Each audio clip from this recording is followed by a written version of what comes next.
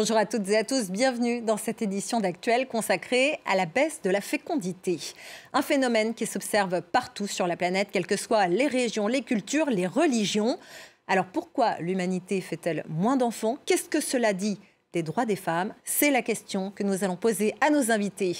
Mathilde Larère, bonjour. Vous êtes historienne, militante féministe et autrice. Vous avez notamment signé, merci d'être avec nous. Et puis Bettina Zurli, bonjour. Vous êtes journaliste, vous êtes également autrice. Vous signez Le Temps du choix et vous êtes aux éditions Payot. Et puis vous êtes la créatrice du compte Je ne veux pas d'enfants à retrouver sur les réseaux sociaux. Merci à toutes les deux pour votre présence. On va se demander d'abord pourquoi on parle de natalité aujourd'hui, alors que ces questions semblent être d'un autre temps. Eh bien, notamment parce que Emmanuel Macron en a parlé lors de sa conférence de presse du 16 janvier, inquiet notamment du déclin de la natalité française, moins 6,6% entre 2022 et 2023. On écoute le président français. Notre France sera aussi plus forte par la relance de sa natalité. Mais les mœurs se changent. On fait des enfants de plus en plus tard. L'infertilité masculine comme féminine a beaucoup progressé ces dernières années et fait souffrir beaucoup de couples.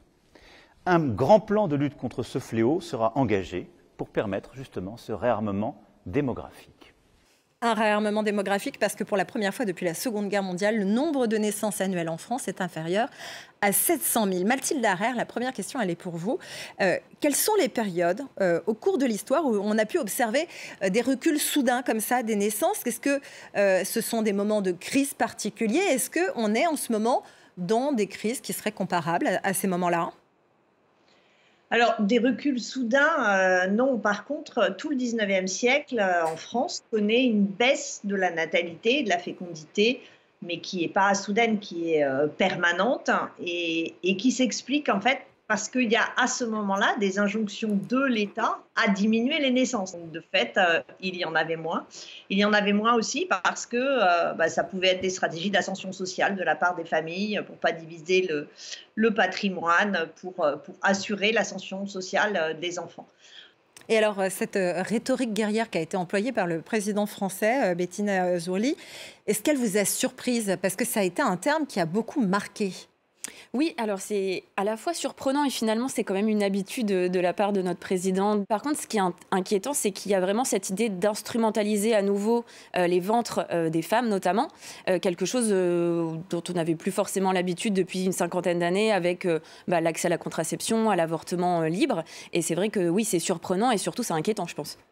On a tout de même le sentiment que quand on parle des questions de naissance, c'est forcément aux femmes en priorité que ça s'adresse. Est-ce que vous avez ce sentiment-là?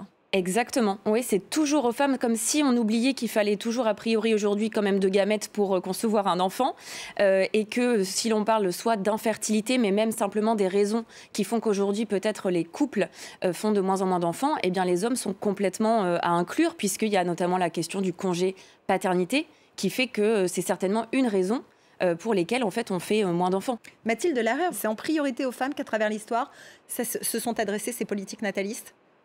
Ah oui, alors très nettement dans l'histoire, c'est aux femmes en priorité. À la limite, on pourrait dire que le petit avantage de ces dernières années, c'est que, peut-être par souci d'éviter les controverses féministes, on s'adresse un peu plus aussi aux hommes. Ce que je voudrais peut-être préciser, c'est qu'on ne s'adresse pas à toutes les femmes de la même façon. Pour vous donner un exemple, dans les années 50-60, donc 1950-1960, d'un côté, on s'adressait aux femmes françaises métropolitaines blanches de faire des enfants et on interdisait l'avortement et la contraception en France et on encourageait par des aides financières le fait d'avoir des enfants. Dans le même temps, dans ce qui était devenu des départements d'outre-mer, on demandait aux femmes donc de ces départements, et cette fois de peau noire, de ne pas faire des enfants. Non seulement on les incitait à ne pas faire des enfants, mais l'on sait que ce soit à La Réunion, en Guadeloupe ou dans les Antilles, on a pratiqué sur des femmes des avortements forcés et des stérilisations forcées. Donc ce n'est pas simplement une question de moment, c'est aussi une question de À quelle femme on s'adresse? Et actuellement, on a d'un côté le président qui parle de réarmement démographique, mais dans le même temps, sous le même gouvernement et donc la même présidence, tout est fait pour empêcher les femmes à Mayotte de faire des enfants. Donc c'est non seulement une injection aux femmes, mais c'est une injection à certaines femmes, et c'est pour ça que c'est à la fois un problème qui mobilise le sexisme, mais qui mobilise aussi une forme de racisme. Ces injonctions, c'est aussi une décision politique parce que dans d'autres pays, par exemple l'Allemagne, qui a un taux de natalité, de fécondité qui est l'un des plus bas d'Europe, c'est une autre décision qui a été prise, Bettina Zurli, c'est notamment de compenser le vieillissement de la population par l'immigration. Est-ce que là aussi, vous rejoignez Mathilde Larère et vous avez l'impression que c'est un choix de bébés blancs contre des bébés pas blancs? Oui, exactement. C'est vrai que c'est toujours bien de rappeler ce pan de l'histoire des années 60-70 en France et de rappeler ce qui s'est passé, l'incitation en 2023 à Mayotte de proposer la stérilisation pour les femmes. Et je pense que l'autre élément, c'est même la loi immigration qui est passée il n'y a pas longtemps, qui rentre exactement dans cette même dynamique en disant ce qu'on veut en filigrane, c'est pas simplement n'importe quel type d'enfant, mais des enfants. De la fécondité s'observe partout dans le monde de manière massive selon les scientifiques de l'Université libre de Bruxelles qui ont mené cette étude, et ce, depuis 20 ans. Les précisions de Johanna Citruc. Pendant plus de 70 ans, la Chine était considérée comme le pays le plus peuplé au monde. Mais elle a perdu son titre l'an dernier, dépassée par l'Inde. Les Chinois font de moins en moins d'enfants. La plupart des amis de mon âge n'ont pas d'enfants. Et ceux qui sont plus jeunes que moi ou qui viennent de se marier m'ont tous dit qu'ils n'en voulaient pas. En 2016, Pékin a mis un terme à la politique de l'enfant unique.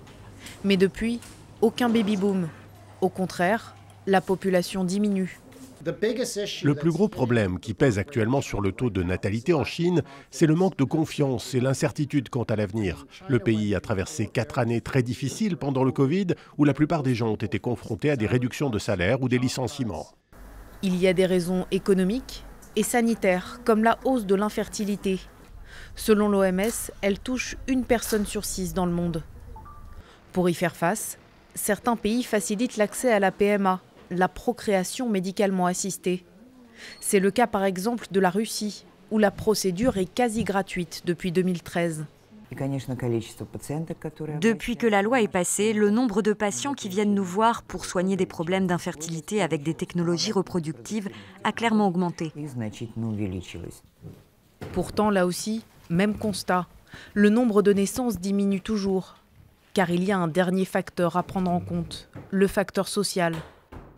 De plus en plus de femmes travaillent et n'acceptent plus de hacher leur carrière pour avoir des enfants, en particulier dans les pays les plus développés, notamment en Europe, en Asie et en Amérique du Nord. L'Afrique, elle, reste le continent où le taux de fécondité est le plus élevé, avec plus de 4 enfants par femme. Mais comme ailleurs dans le monde, la tendance est à la baisse. En plus des facteurs communs aux autres pays, l'accès à la contraception s'est largement amélioré. Bettina Zurli, on a l'impression que le nombre d'enfants par femme est inversement proportionnel à la liberté des femmes, en fait. C'est-à-dire que plus elles ont un niveau d'éducation élevé, plus elles ont accès au marché du travail et moins elles ont tendance à faire d'enfants. Est-ce que quand on observe cette baisse généralisée internationale de la fécondité, au final, est-ce que ça pourrait amener à ce qu'on leur retire des droits ? Oui, c'est vrai que c'est intéressant de voir ça comme ça, dans le sens où il y a, par exemple, dans la culture populaire, moi c'est un sujet que j'ai pas mal étudié, notamment dans les séries, c'est que les femmes sans enfants sont souvent des personnages égoïstes, des carriéristes qui sont prêtes à tous les coups bas, etc. Il y a quand même quelque chose de très persistant là-dessus qui est intéressant à étudier et qu'effectivement ça peut se retourner contre nous. Et là, je pense que le regain conservateur qu'on a en Occident de manière générale est plutôt un regard de il faut encourager les femmes à faire des enfants plus jeunes, donc le bilan de fertilité, par exemple, à 25 ans qui va être mis en place, va dans ce sens, je pense, et simplement de retourner peut-être à la maison. Ce qui n'est pas mal en soi, en fait. La seule chose, c'est qu'il faut que tout soit choisi et que tout soit accompagné et valorisé. Or, aujourd'hui, il y a quand même toujours une stigmatisation, d'une part, du fait qu'il y a certaines personnes, notamment des femmes, qui ne veulent pas d'enfants. Et en plus, il y a quand même une grosse lacune, là encore, si on reprend le discours d'Emmanuel Macron, sur toutes les autres problématiques, à savoir le fait qu'avoir un enfant aujourd'hui, c'est une source source d'appauvrissement potentiel pour les femmes, notamment la première année de l'enfant, c'est une baisse de l'ordre de 40% de leur salaire, là où le conjoint dans les couples hétéros ne voit pas du tout son salaire baisser. Donc quand même pas mal de choses à prendre en compte. Ouais. Est-ce que les politiques natalistes, elles sont marquées idéologiquement, politiquement, ou pas forcément ? En soi, pas forcément. Je pense que soutenir la natalité, c'est quelque chose qui existe dans tous les partis. En revanche, l'instrumentaliser à des fins que ce soit qui ont pu être religieuses, qui ont pu être guerrières ou économiques, là, on est plutôt sur des discours d'extrême droite. Donc c'est vraiment, quand on veut l'utiliser de cette manière-là, on est plutôt dans des discours de droite maintenant, puisque même la droite française s'empare des discours qui étaient traditionnellement plutôt à l'extrême droite.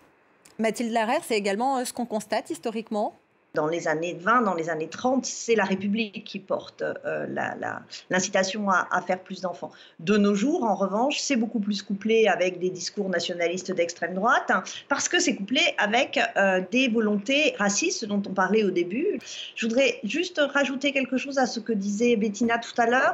Au début du XXe siècle, on a tout un mouvement féministe que l'on appelle néo-malthusien et qui revendique le fait de faire moins d'enfants pour que les femmes aient plus de temps pour s'éduquer, pour travailler et pour vivre une vie finalement qui ne soit pas uniquement le nez dans les couches. Et et donc on a un moment d'émancipation des femmes, on a un moment de revendication des femmes.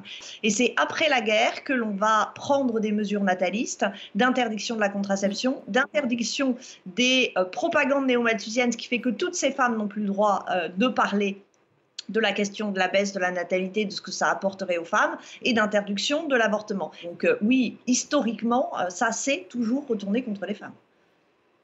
On va devoir s'arrêter là dans ce débat absolument passionnant. Je rappelle aussi un autre des points de cette étude, c'est que dans les pays où les pères sont les plus impliqués, eh bien, le taux de fécondité a tendance à se maintenir davantage. Et c'est également le cas dans les pays où l'égalité femmes-hommes est meilleure. C'est peut-être une piste plutôt que les politiques natalistes. Merci en tout cas à toutes les deux, Mathilde Larère et Bettina Zurli, d'être venues débattre de ces questions sur le plateau d'Actuel. Et merci à vous de nous avoir suivis. À très bientôt sur France 24.